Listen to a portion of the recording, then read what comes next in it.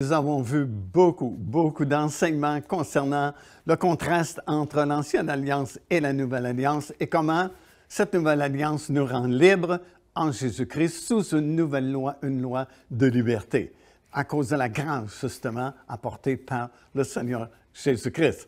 Et c'est quand même curieux parce que c'est pas nécessairement facile d'accepter la grâce offerte par le Seigneur Jésus-Christ.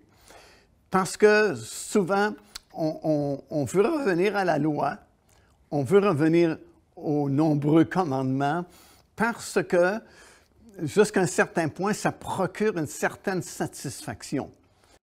Si la Nouvelle Alliance nous libère de la loi, cela signifie-t-il que nous sommes désormais libres de péché? Voyons ce que l'apôtre Jean avait à dire à ce sujet. 1er Jean 3,4.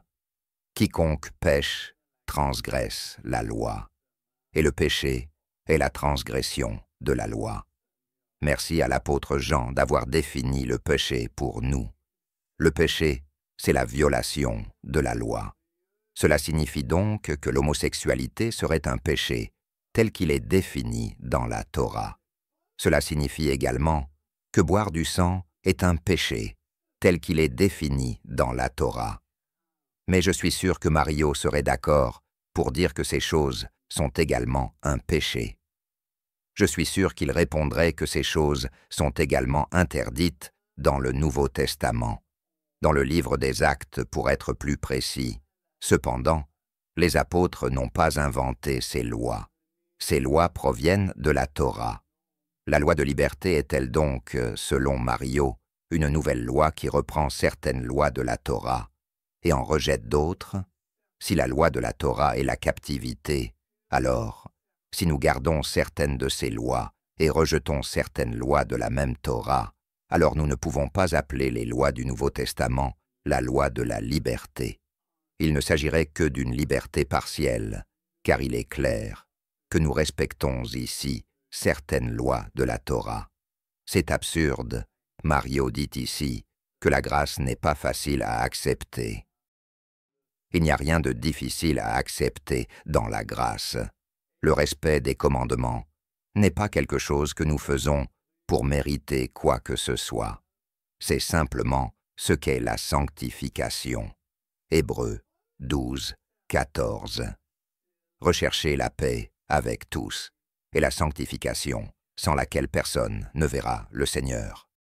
Donc si, comme le définit l'apôtre Jean, le péché est la violation de la loi, la Torah, et que sans sanctification, personne ne verra le Seigneur, alors nous devons cesser de violer la loi parce que c'est un péché de le faire. Parce que la sanctification signifie se débarrasser du péché dans notre vie. Comme le Jésus dans Matthieu 5, 17, « Ne croyez pas que je sois venu pour abolir la loi. » Il nous est donc ordonné de ne pas penser que la loi a été abolie. Puis, au verset 18 et 19, Jésus poursuit en disant « Car, je vous le dis en vérité, tant que le ciel et la terre ne passeront point, il ne disparaîtra pas de la loi un seul iota ou un seul trait de lettre, jusqu'à ce que tout soit arrivé. Celui donc qui supprimera l'un de ces plus petits commandements et qui enseignera aux hommes à faire de même sera appelé le plus petit dans le royaume des cieux. Mais celui qui les observera et qui enseignera à les observer, celui-là sera appelé grand dans le royaume des cieux. Mais attendez, n'est-ce pas ce que fait notre ami Mario? Il enseigne clairement que certains commandements ne doivent pas être observés. C'est exactement ce que Jésus dit de ne pas se faire. Mario, si tu écoutes cet avertissement, humilie-toi et va voir d'autres de mes enseignements sur ma chaîne YouTube. Jacques 3 à 1. Mes frères, qu'il n'y ait pas parmi vous un grand nombre de personnes qui se mettent à enseigner, car vous savez que nous serons jugés plus sévèrement. Enseigner que la loi que Jésus a observée et que Paul et les apôtres ont obéi n'est plus à suivre, est une grave erreur. Nous pouvons lire ici que les nouveaux croyants devaient commencer par respecter 4 lois de la Torah, puis apprendre le reste dans les synagogues le jour du sabbat. Acte 15, 20-21. Écrivons-leur simplement de ne pas manger de viande provenant des sacrifices offerts aux idoles, de se garder de toute inconduite sexuelle et de ne consommer ni viande d'animaux étouffés, ni sang. En effet, depuis les temps anciens, il y a dans chaque ville des prédicateurs qui enseignent la loi de Moïse, et chaque sabbat, on la lit dans les synagogues.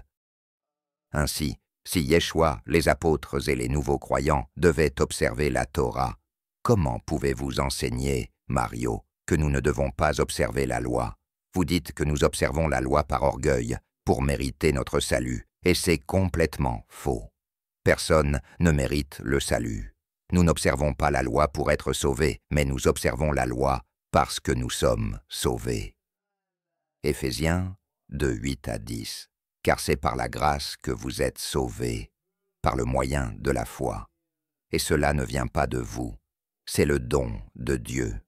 Ce n'est point par les œuvres, afin que personne ne se glorifie, car nous sommes son ouvrage, ayant été créés en Jésus-Christ pour de bonnes œuvres, que Dieu a préparées d'avance, afin que nous les pratiquions.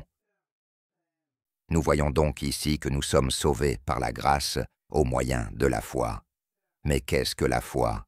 Jacques 2, 14 et 26. Mes frères, que sert-il à quelqu'un de dire qu'il a la foi s'il n'a pas les œuvres? La foi peut-elle le sauver? Comme le corps sans âme est mort, de même la foi sans les œuvres est morte. La foi est donc une croyance et des œuvres. Donc ici Mario trompe complètement son auditoire en disant que nous n'avons rien à faire pour recevoir la grâce. Les œuvres sont impliquées, sinon votre foi est morte. Philippiens 2,12. Ainsi, mes bien-aimés, comme vous avez toujours obéi, travaillez à votre salut avec crainte et tremblement, non seulement comme en ma présence, mais bien plus encore maintenant que je suis absent. En conclusion, si la loi définit le péché, et que nous devons nous débarrasser du péché, notre seul moyen de savoir si nous péchons ou ne péchons pas, est de mesurer nos actions à l'aune de la loi. Nous ne pouvons pas choisir quelle loi de la Torah nous voulons respecter et quelle loi nous voulons rejeter. Cela va à l'encontre des enseignements de notre Messie. Cet enseignant, Mario, induit son auditoire en erreur et l'entraîne dans une fausse foi qui ne produit pas de bons fruits. Il abuse de la grâce en déclarant que le croyant ne doit rien faire. Ce n'est tout simplement pas vrai. J'espère qu'il se repentira et s'humiliera. Je prierai pour vous, Mario, que la paix soit avec vous.